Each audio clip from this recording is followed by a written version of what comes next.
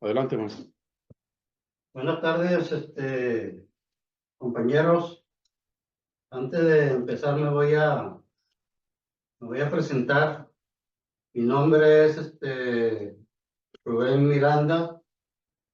No soy jubilado, no soy especialista de nada. Pertenezco a un comité que denominamos Felipe Carrillo Puerto. Y esto que estamos haciendo, empezando el día de hoy, es empezar con nuestro primer taller de formación ideológica política, es decir, que sea parte de lo que en Morena le hemos denominado la revolución de las conciencias. Vamos a tratar, ¿verdad?, de analizar un documento que nos mandaron los compañeros de Morelia, Michoacán. Y es un documento elaborado por el equipo de educación y equipo de poder local de Cachabamba, Bolivia. Fue elaborado en noviembre de 2006. Ellos lo trabajan en lo que les denominan ellos su taller de análisis de la realidad. Este mismo documento lo han tomado compañeros de Voces de San Pablo, de Brasil. Y bueno, nuestro comité lo retomamos como un primer documento para su análisis y reflexión. Entonces, sin más, entramos en el tema. Quiero decir que me voy a circunscribir al documento tal y como viene elaborado. En ese sentido, el documento trata de qué es y cómo se hace análisis de coyuntura. Evidentemente que para hacer un análisis de coyuntura nos basamos en una estructura, en su economía, en su política y en su ideología. Cuando hablamos de economía, pues nos referimos a los recursos naturales, a las formas de propiedad de los medios de producción, a los sectores económicos.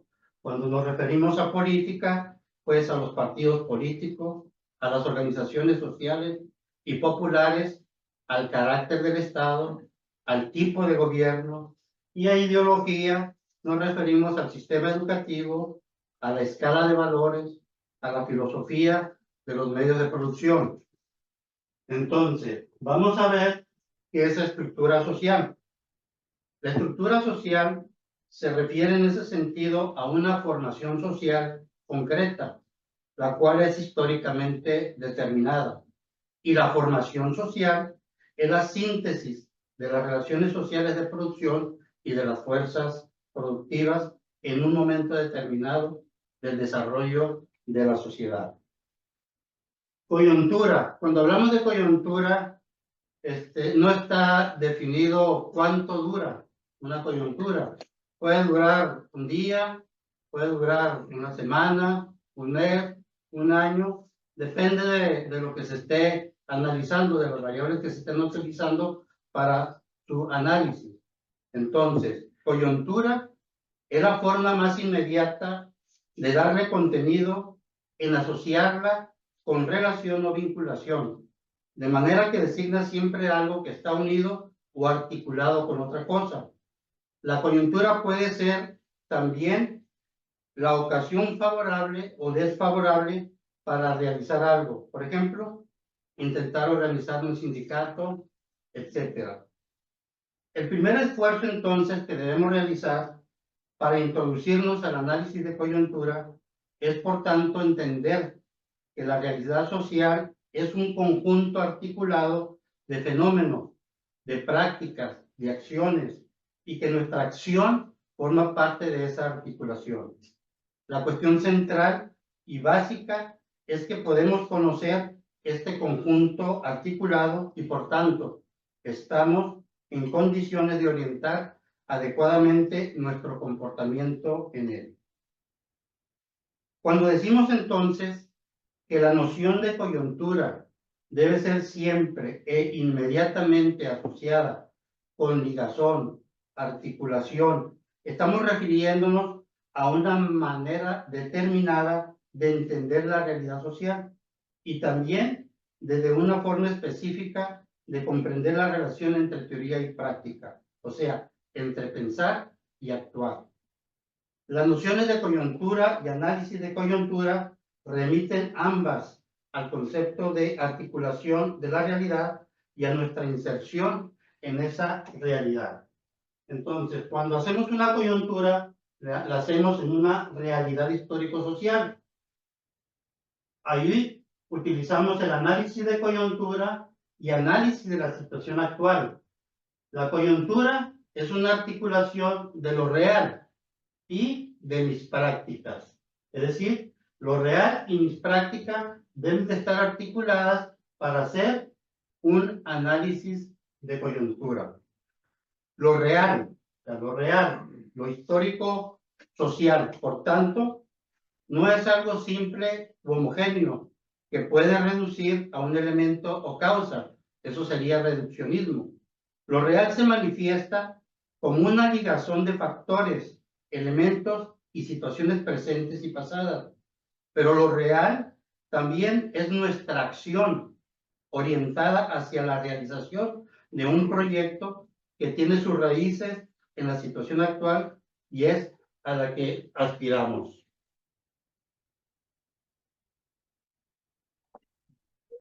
Coyuntura es el conjunto entonces de condiciones conjugadas que caracterizan un momento en el movimiento global de la materia histórica. En ese sentido, se trata de todas las condiciones, tanto psicológicas, políticas, sociales, como económicas o materiales. Sin embargo, este no es un momento cualquiera, sino aquel que privilegiamos, que definimos como objeto de estudio, que construimos como tal. La actualidad, para ser comprendida, tiene que ser transformada el momento actual. El momento actual, sin embargo, presenta una mayor riqueza de contenido porque en él se traman las dos lógicas, la lógica general de la época y la lógica específica del momento actual, cuya combinación se expresa en la coyuntura. Como condensación de la sociedad en un momento determinado, el momento actual es la expresión más desarrollada y compleja de la realidad política. Paralelamente, el análisis de coyuntura es la elaboración más compleja del análisis político. A una coyuntura se le suele llamar también estado de correlación de fuerzas.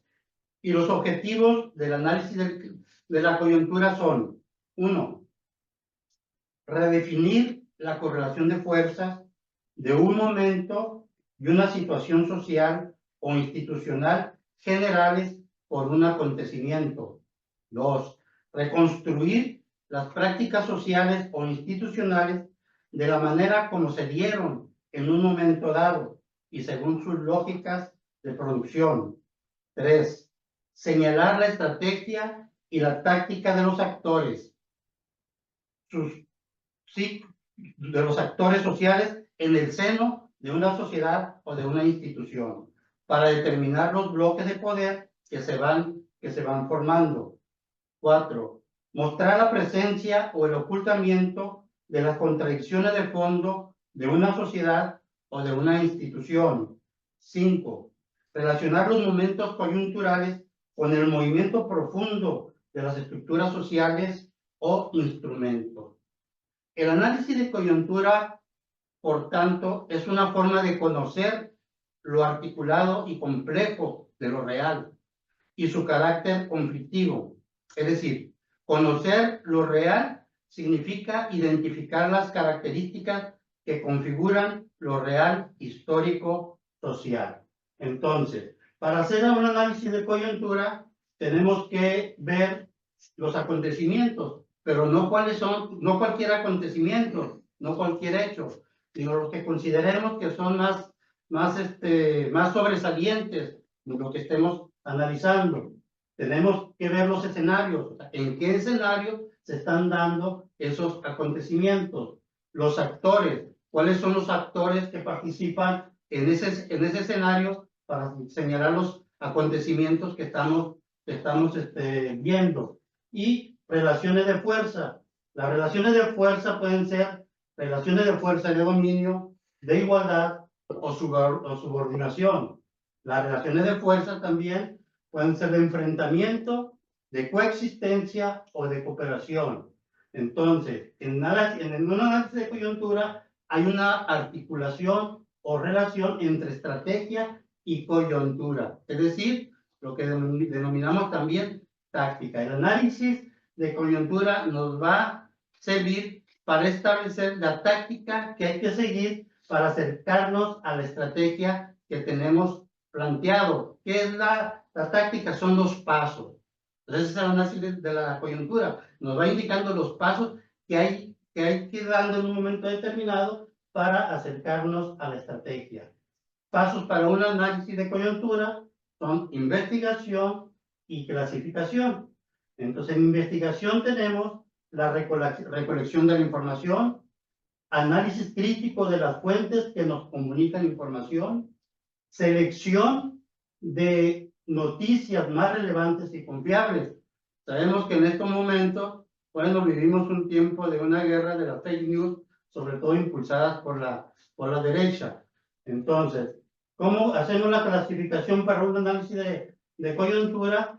Pues en lo internacional, en lo nacional, pues se puede ver lo político, lo militar, lo económico, lo social, lo ideológico y el marco local. Entonces, en el marco internacional, aquí en el marco internacional, pues ahí habría que ver, ¿verdad?, lo que acontece en Europa, en Asia, en África, en Medio Oriente, en Oceanía, en América Latina, o puede clasificarse regionalmente, América del Sur, Tratado de Libre Comercio, Mercado Común del Sur, Mercosur, Acuerdo de Libre Comercio.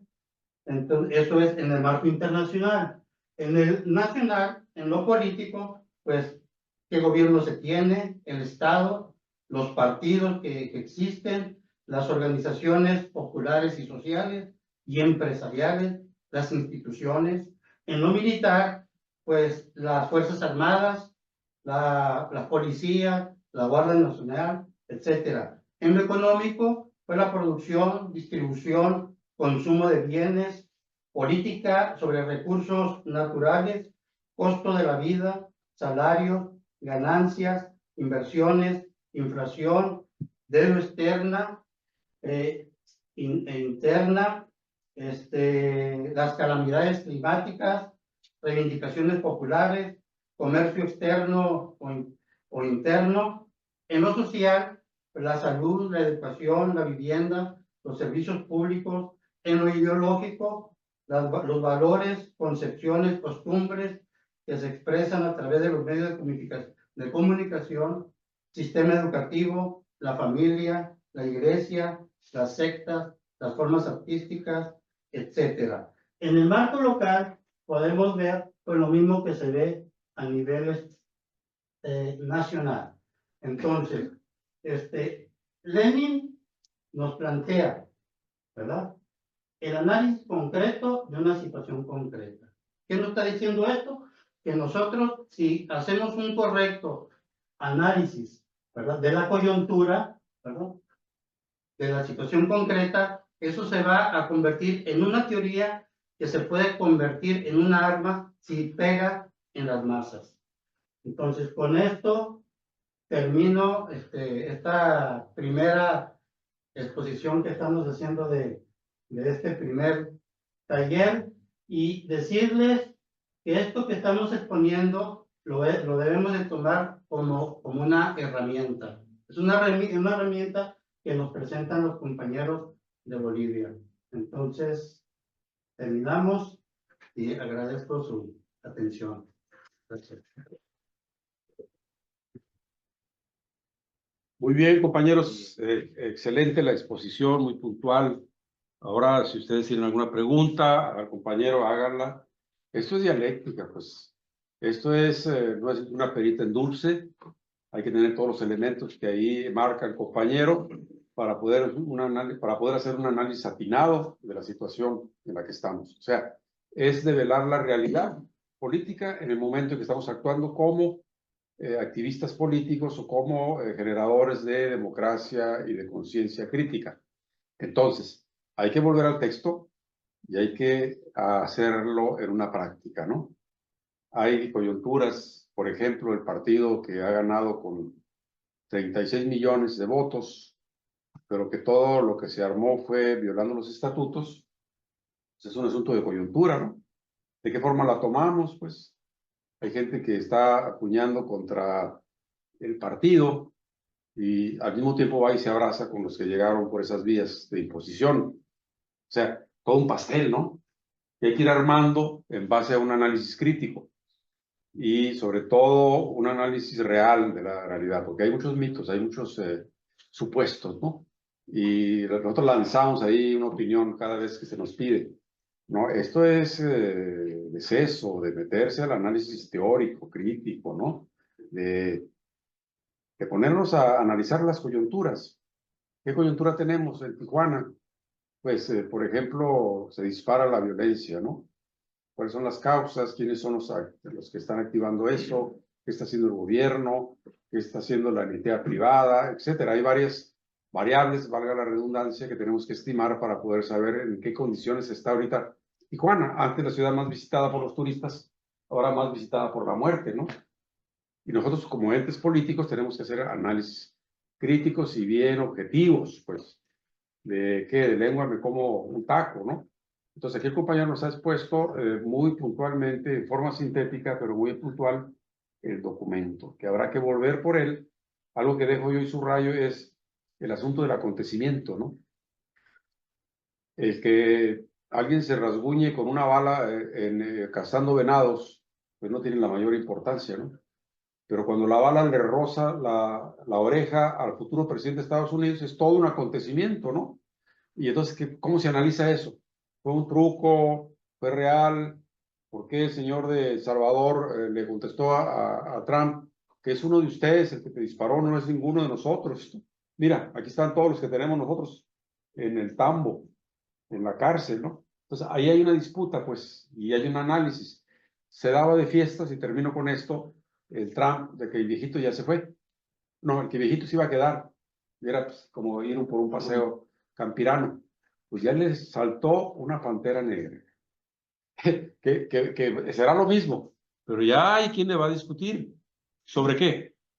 Sobre el aborto, sobre diezmar a las familias, sobre poner un muro, como en la época de los chinos, una muralla china, ¿no? En tiempos de apertura y de humanidad, pues, en fin, ahí la dejo. ¿Ustedes tienen alguna participación o alguna pregunta? Es el momento. Ahí está el maestro. Sí, yo veo ahí que hablas, hay una interrelación entre coyuntura y estructura, ¿no? Entonces, yo veo ahí que tienes, como estructura los aspectos económico, político, ideológico, como parte de una estructura, ¿sí? De la estructura. Entonces, eh, pues en economía, pues es muy amplia, ¿no? Es muy amplia la estructura económica. Sí, está diferentes ámbitos, son diferentes procesos económicos, por ejemplo, el proceso de producción, distribución, intercambio, consumo, sí, este, con la finalidad, se supone que la finalidad de la producción es el bienestar social, ¿no? Que todos tengamos satisfactores para sobrevivir y aumentar el nivel de vida y desarrollarnos, ¿no? Sí. Entonces, ahí todo el aspecto económico, ¿no? Sabemos que vivimos en un sistema capitalista y que la economía está en función de la ganancia, es parte de la estructura que está en parte de la ganancia. Entonces, eh, ¿por qué? Porque existen clases sociales, existen etcétera, ¿no? Entonces, el aspecto político, tenemos los partidos políticos. Los partidos políticos que cada partido político se supone teóricamente defiende a una clase social. Por eso sí, de partido político defiende una clase social, defiende los intereses de determinada clase social. Sí, es un partido político y tiene una ideología.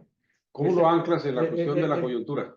Por ejemplo, coyuntura económica, coyuntura política, coyuntura de seguridad social, coyuntura de violencia del narco, ¿no? Hay un montón de coyunturas que hay que analizar, ¿no?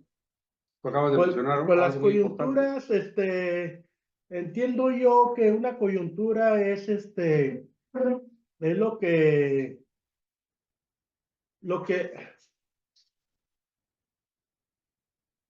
lo que hace que un proceso está en proceso y de repente se abre una coyuntura. Entonces, esa coyuntura permite que se dé una situación de cambio de la tendencia que tenía ese proceso. Sí, es una coyuntura que se abre, sí, es como una interrupción del proceso que se estaba dando. Es una coyuntura. Por ejemplo, teníamos todo un proceso de neoliberalismo, neoliberalistas, los neoliberales, ¿no? Que tenían ya 36 años en el poder aquí en México. Y vemos que el PRI y el PAN se bronquean, Peña Nieto y Anaya, se bronquean, tienen un conflicto, entonces se abre una coyuntura y esa coyuntura, ese conflicto de que Anaya dice que va a meter a Peña Nieto al bote y que sabe que todo rollo, como que a Morena le estaban dando no lo estaban tomando mucho en cuenta y esa coyuntura dio que el voto favoreciera de manera determinante a Morena y a López Obrador. Entonces, son coyunturas que se dan en los procesos electorales, los procesos políticos, las guerras, ¿no? Son contradicciones concretas. Una coyuntura es una contradicción. Es una contradicción donde permite que se dé. ¿Quién nos está oyendo? A lo mejor se está oyendo, pero no quieres, bueno, pero termina porque ya se me dio. No, pues ya se me fue. Pero en fin. Ya terminó. Bien. Bien, ¿quieres contestar o alguien más participa, compañero? No, nomás era una participación. Acércate, maestro. Ahí ahorita cabría lo que está pasando con Montserrat. Acércate. Bueno, dice el maestro Román que ahorita eso cabría para analizar en coyuntura lo que está pasando con Montserrat. ¿Qué está pasando con Montserrat? Se supone que ya no pertenece a Morena, ¿no? Ah, ya. ¿Algo más antes de darle el micrófono al maestro? Con lo que pasó con. A ver, aquí está. Sí, compañero, ahí el tema está muy importante. ¿Qué es y cómo se hace el análisis de la coyuntura? Ahí veo que tiene las directrices de la estructura. Ahí dice algo que cómo formar los sindicatos. O sea, hoy en día hay muchos trabajadores que no están sindicalizados. Entonces, creo que ahí cabe también cómo apoyar a toda la gente que está trabajando y no tienen un sindicato. Y muchos son sindicatos blancos. ¿Quién nos podría ayudar ahí? Bueno, el Caimán, que está trabajando con la cuestión de las maquiladoras, pues está analizando todos los días eso, ¿no? La creación de sindicatos en las maquiladoras para defender el salario, los descansos, etcétera. Ahí también podría incidir esta herramienta para poder saber en qué situación está ahora mismo, ¿no?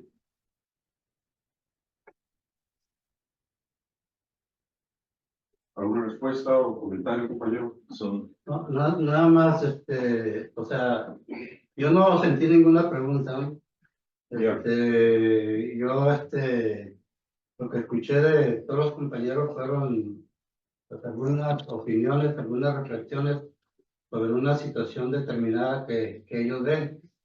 Pero lo que estamos exponiendo aquí es un tema más general.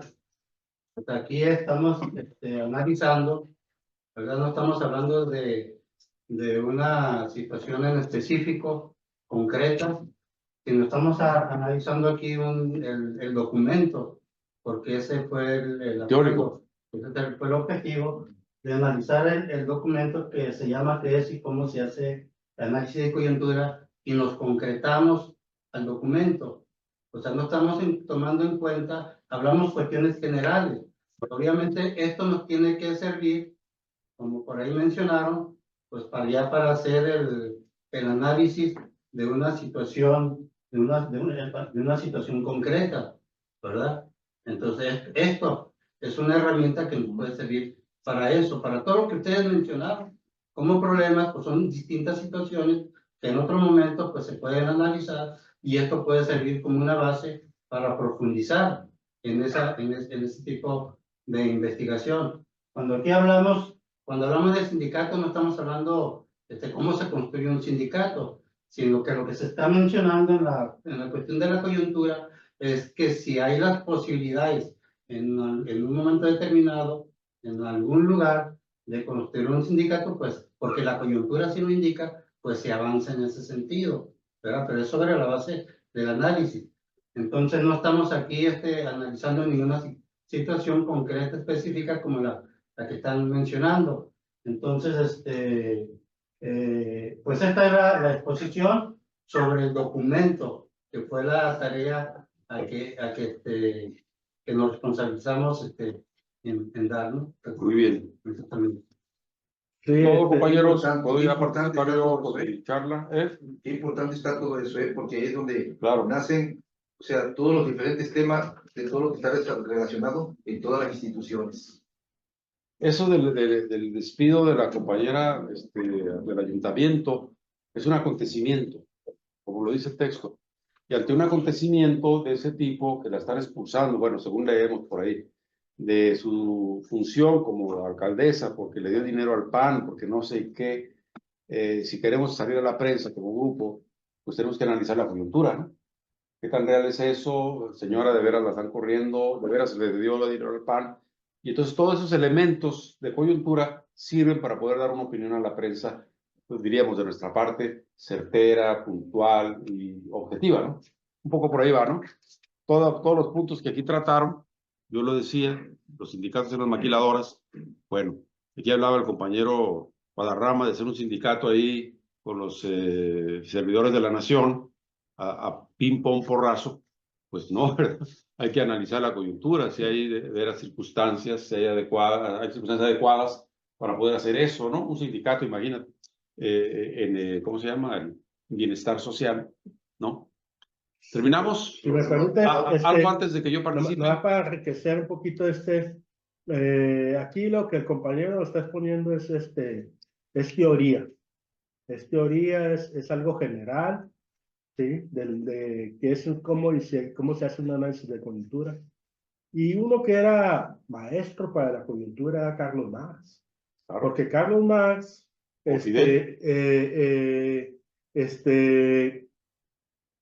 me acuerdo bien que le proponían hacer un movimiento revolucionario en una época de auge de la economía. Decía, no, pues están locos, ¿cómo vamos a hacer un movimiento revolucionario cuando la economía está creciendo y está en auge, está en expansión y todo eso? Pues nos van a juzgar locos, porque, pues, todos sabemos que, pues, en una época de auge, de expansión, de bonanza, pues hay empleo, los salarios, hay dinero, pues, en general. En lo general aumenta el nivel de vida de la población. ¿Te acuerdas en qué texto? Y todo eso. Entonces, él decía que no, que era una locura eso. Entonces, era un debate que tenía no me acuerdo con quién. Dice, no, el movimiento revolucionario hay que hacerlo en época de crisis. y no es otra cosa que una coyuntura. La crisis económica, la crisis política, no es otra cosa que se da una crisis de una situación de coyuntura, y es cuando hay que aprovechar para hacer los movimientos sociales, ¿no? Y políticos, ¿no? Contemporanicemos con la muerte, decía Lenin, a la hora de mandar, ahora sí que el ejército popular a enfrentarse contra los blancos, ¿no? Ujú, Lo decía, ujú, la muerte es contemporánea, ese era el grito de guerra de Lenin, ujú. porque entendió que era la coyuntura para pegar. Ahí estamos. Ahorita lo podemos checar con Silvio. Órale. Ah, le vas a llamar Silvio directamente. No, pues Bien. ponemos en YouTube. Bien, compañeros, la verdad que para mí es un honor que estén ustedes aquí en el sótano de mi casa, que yo le he llamado el camarote del capitán, acá en Monte San Antonio. Aquí lo digo en mi charla que preparé. Estamos de fiesta porque el 26 de julio hubo 70 jóvenes que se lanzaron a tomar cuarteles, a tomar radios, a tomar el hospital de ahí cerca y el Palacio de Justicia para hacer una revolución en Cuba. Estaba el dictador Fulgencio Batista que tomó con fuerza el poder. Y aquí empiezo. Y cito las palabras que en su historia me absolverá, que fue el discurso de autodefensa de Fidel. Parecía que el apóstol iba a morir en el año de su centenario. Está refiriendo a José Martí, a los 100 años de su centenario. Que su memoria se extinguiría para siempre. Tanta era la afrenta, pero vive, no ha muerto. Su pueblo es rebelde, su pueblo es digno, su pueblo es fiel a su recuerdo. Hay cubanos que han caído defendiendo sus doctrinas. Hay jóvenes que en magnífico desagravio vinieron a morir junto a su tumba, a darle su sangre y su vida para que él siga viviendo en el alma de la patria. Cuba, ¿qué sería de ti si hubieras dejado morir a tu apóstol? Bueno, es que está fuera de serie, José Martí. Revolucionario, intelectual, políglota, embajador de 3 países sudamericanos en Nueva York, 80 tomos de escritura. Realmente deberíamos de colgarnos de él para poder tener una cultura revolucionaria desde adentro. Por eso las lágrimas que derramé ayer, cuando estaba dando el discurso Maduro, el último de esta campaña, miraba cómo el pueblo enardecido le recordaba los mítines de millones en la Plaza de la Revolución en La Habana. Afortunadamente, desafortunadamente nunca existía uno, pero los vi, los sé, que existieron y allí están. Yo había nacido el 5 de enero de 1953, días antes del 1 de enero, en que los barbudos de la Sierra Maestra estaban ingresando a La Habana infantes. Algunos años después, en mi primera juventud, llegó a mis manos el texto de Fidel Castro Ruz, conocido universalmente como La historia me absolverá. Título desprendido de su alocución, donde asume personalmente su autodefensa, en la que terminó diciendo: condenadme, no importa, la historia me absolverá. Después de la lectura de este texto, yo supe que sería de izquierda socialista. Parafraseando al maestro José Julián, como se llamaba, el apóstol, José Julián Martí Pérez, digo, yo amaría más a Cuba si México no fuera tan desdichado. ¿Y por qué tan desdichado? Los niños que se murieron en la guardería en Sonora, los muchachos que se murieron ¿dónde fue? ¿En Michoacán? O masacraron, o desaparecieron, hicieron Guerrero. Claro que México es desdichado y sigue siendo desdichado a pesar de la cuarta, ¿no? En muchos aspectos, sobre todo en la violencia. Están matando gente aquí mismo, pero para allá iremos adelante. Yo amaría más a México, digo yo, si Cuba no fuera tan desdichada, perdón, lo dice Martí.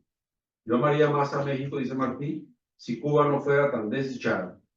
Y sus camaradas mexicanos a coro le decían: José, tú no eres cubano, eres mexicano. O algo así decían: amor con amor se paga.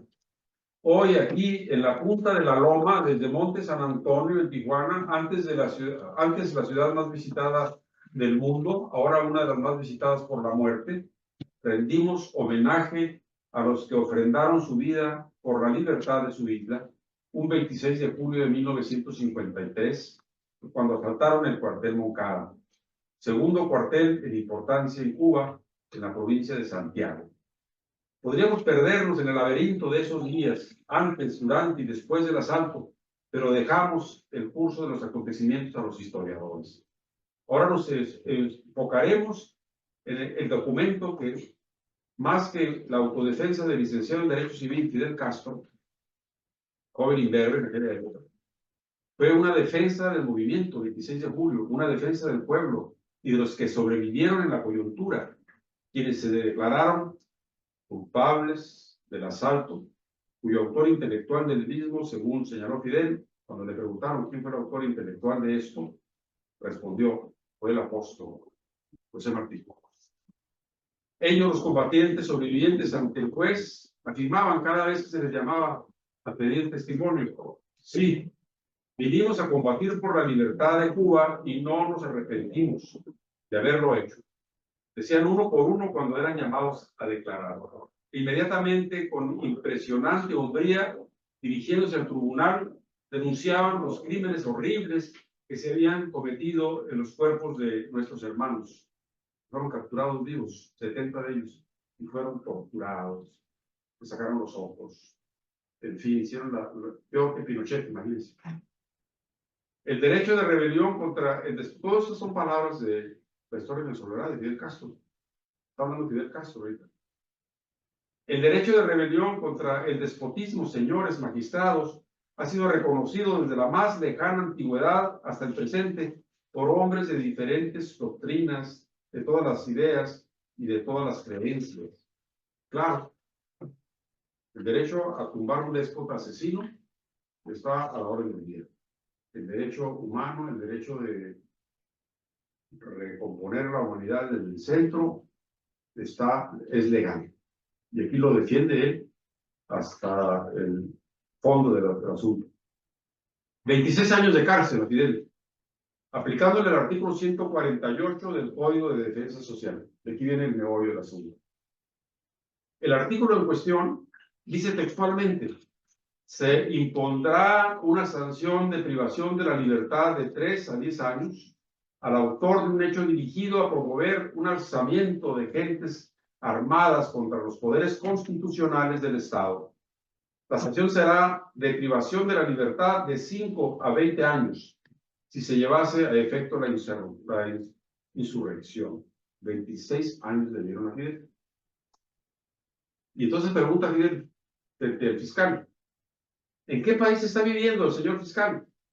¿Quién le ha dicho que nosotros hemos promovido alzamientos contra los poderes constitucionales del Estado?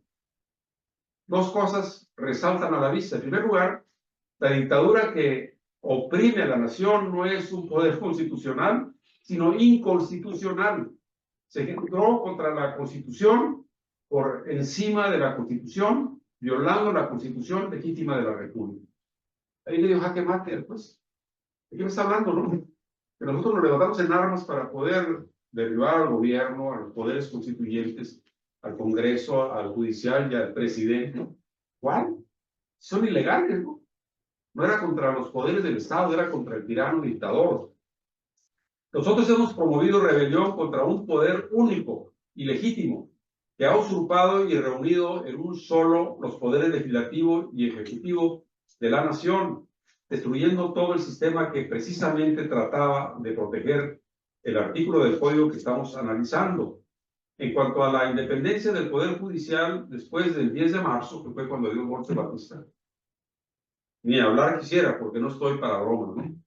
Ese juez estaba obviamente en connivencia con el dictador, no iba a hacer justicia, ¿no? Por mucho que se estire, se encoja o se remiende, ni una sola coma del artículo 148 es aplicable a los hechos del 26 de julio. Y le agradece al juez al final por haberlo dejado exponer su culebrón de 60 cuartillas, de 40 en otros casos, de la historia me asombra. Porque ¿sabe quién estaba tomando nota? Una periodista que sabía taquimecanografía.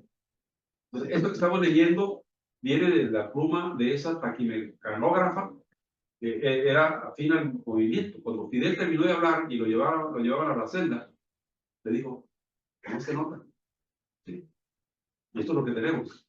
La otra, que tomaron, seguramente la tiraron a la basura, ¿no? Si es que tomaron alguna nota los cabrones estos. Digo, perdón por lo de esto. Programa del Moncada. Cuando aquí él empieza a hablar sobre las 5 o 6 propuestas de revolución, ante lo que se conoce como el programa del Moncada, ustedes van a entender a veces por qué Obrador ha actuado como ha actuado, porque leyó este discurso, igual que yo cuando tenía mi edad de 20 años o 21. Dice, en el documento Castro señala lo que considera los males de Cuba de aquel entonces, resumidos en 5 problemas fundamentales: la situación de la salud, de la educación, de las viviendas urbanas, del desempleo y la situación de las empresas cubanas pertenecientes en su mayoría a multinacionales estadounidenses. En el sumario de esta causa, en el sumario de esta causa, han de constar las 5 leyes revolucionarias que serían las proclamadas inmediatamente después de la toma del cuartel Moncada y divulgadas por radio a la nación. Es posible que el coronel Chaviano, es el curador, haya destruido con toda intención esos documentos, pero si él los destruyó, yo los conservo en la memoria. Y dígame si no tenía memoria. Fidel Castro. Ahora, él no tomó el cuartel Moncada para matar a los que estaban adentro. Iba con riflitos 22, ¿no? Lo tomó para poder hacer presión, para despertar sobre todo el ánimo de los orientales, de allá de Santiago, gente aguerrida, donde se hizo la independencia y todo lo demás. Y le fallaron por 2 cosas. Primero, una columna que apoyaba el asalto se perdió. No encontró la calle porque tenían que llegar, ¿no? Así de simple. Y lo otro, que había 2 guardias rondando el cuartel con metralladoras Thompson, como las que usaba Al Capone, ¿no? Y ellos con riflitos, pistolas 22. Bueno, pues, ahí los pararon, ¿no? Primera ley de la revolución. La primera ley revolucionaria devolvía al pueblo la soberanía y proclamaba la Constitución del 1940, como la verdadera ley suprema del Estado, en tanto el pueblo decidiese modificarla o cambiarla, y a los efectos de su implantación y castigo ejemplar a todos los que le habían traicionado. No existiendo órganos de elección popular para llevarlo a cabo, el movimiento revolucionario, como encarnación momentánea de esa soberanía, única fuente de poder legislativo, asumía todas las facultades que le son inherentes a ella, excepto de legislar, facultad de ejecutar y facultad de juzgar. Bueno, esto hay que poner entre paréntesis. Cuando el Che Guevara llegó y se fue allá a la Loma, un lugar ahí que ahorita se me olvida el nombre, empezó a firmar sentencias de muerte. A la Sierra Maestra. No, ya estaba en La Habana. Empezó a firmar las sentencias de muerte. Pero él no las firmaba por decisión propia. Había juzgados populares que decían, este torturó, mató, violó, se llama fulano de tal. Al paredón. Entonces se empezaron a ejecutar gente. Y eso le recomendaba a Fidel a Ortega: no hagas eso. Al principio de la revolución no hagas eso. ¿Cómo ¿no? hacer eso?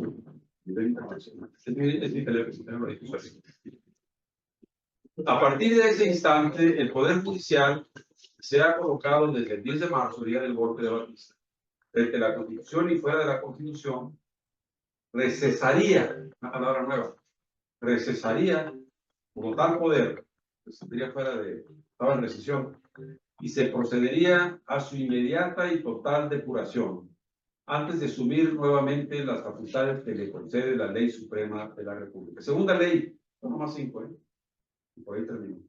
La segunda ley revolucionaria concedía la propiedad inembargable e intransferible de la tierra a todos los colonos, subcolonos, arrendatarios, aparceros y precaristas que ocupasen parcelas de 5 o menos caballerías en medio de la tierra, indemnizando el Estado a sus anteriores propietarios a base de la renta que devengarían por dichas parcelas en un periodo de 10 años. Tercera ley revolucionaria.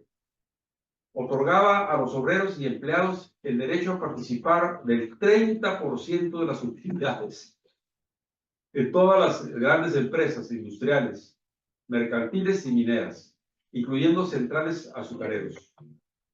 Parece que hay alguien que me quiere hablar. Puedo hacer un paréntesis para ver si me escucha.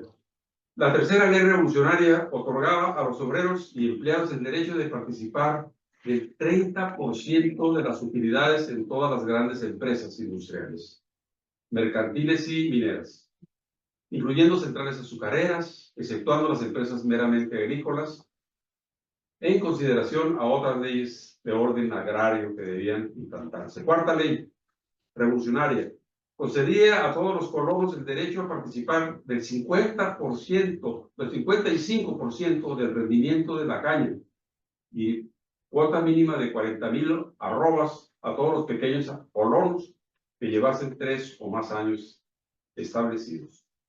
Para ese tiempo eran propuestas radicales y revolucionarias, el 30% de las utilidades de las grandes empresas para los obreros. Antes de que se hiciera socialista el país, ¿no? Exactamente. La quinta ley revolucionaria ordenaba la confiscación de todos los bienes a todos los malversadores de todos los gobiernos y a sus consabientes y herederos en cuanto a bienes percibidos por testamento o de precedencia mal habido. Bueno, ¿quién iba a dejarlo llegar? Pues deje matarlo, ¿no? Mediante tribunales especiales con facultades plenas de acceso a todas las fuentes de investigación, de intervenir a tales efectos las compañías anónimas inscritas en el país o que operen en él donde puedan ocultarse bienes malversados y de solicitar a los gobiernos extranjeros extradición de personas y embargo de bienes. La mitad de los bienes recobrados, hay que dar el pueblo lo robado, diríamos ahora, la mitad de los bienes recobrados pasarían a engrosar las cajas de retiro de obreros y la otra mitad a los hospitales y asilos y casas de beneficencia. ¿Han oído esto en la cuarta? Se declaraba además que la política cubana en América sería de estrecha solidaridad con los pueblos democráticos del continente y que los perseguidos políticos de las sangrientas tiranías que oprimen a las naciones hermanas encontraran en la patria de Martí, no como hoy, persecución y hambre y traición, sino asilo generoso, hermandad y pan. Cuba debía ser baluarte de libertad y no eslabón vergonzoso de despotismo. Estas leyes serían proclamadas en el acto y a ellas seguirían, una vez terminada la contienda y previo estudio minucioso de su contenido y alcance, otra serie de leyes, y por ahí avienta lo demás. Toda una revolución en cuanto a la normativa legal. Todas estas leyes y otras estarían inspiradas en el cumplimiento estricto de dos artículos esenciales de nuestra Constitución, uno de los cuales manda que se proscriba el latifundio y a los efectos de su desaparición, la ley señale el máximo de extensión de tierra que cada persona o entidad pueda poseer para cada tipo de explotación agrícola, adoptando medidas que tiendan a revertir la tierra al cubano, y el otro ordena categóricamente al Estado emplear todos los medios que estén a su alcance para proporcionar ocupación a todo el que carezca de ella y asegurar a cada trabajador manual, ¿verdad?, e intelectual una existencia decorosa. Ninguno de ellas puede ser tachada, por tanto, de inconstitucional, porque ya está en la Constitución. El primer gobierno de elección popular que surgiere inmediatamente después tendrá que respetarlas, no solo porque tuviese un compromiso moral con la nación, sino porque los pueblos, cuando alcanzan las conquistas que han estado anhelando durante varias generaciones, no hay fuerza en el mundo capaz de arrebatárselas. Y aún persiste Cuba.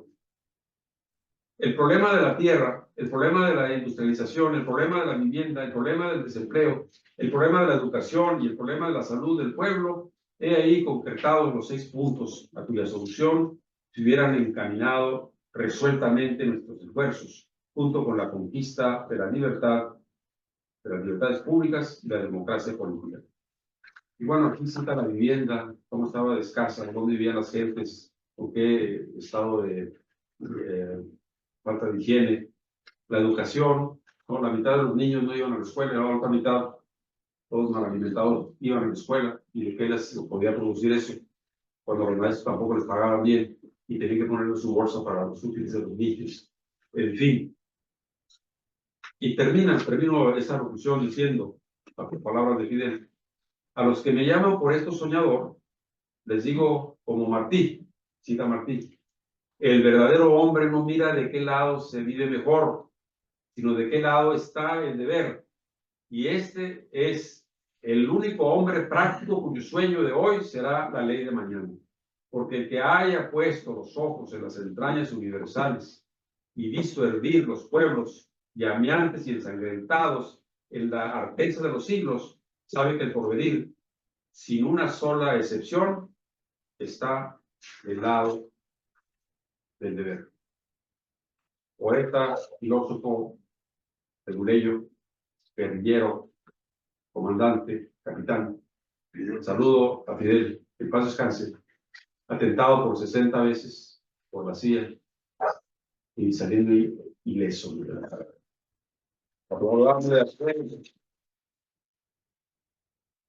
Pueblo heroico de Cuba. La historia te absolverá. La historia me absolverá, dijo. ¿Alguna opinión extra antes de pasar al café? ¿Quieres que pidamos una pizza? ¿Alguien se le antoja una pizza? ¿Sí? Sí. Ok. Deja ir allá arriba para que vean. Pueden seguir hablando aquí si gustan sobre el asunto, si no, pues está para siempre. Está muy importante todo, además que ahorita en la actual ya vivimos un México más moderno, con todas las Regresamos a hablar de actitudes. eso. Sí.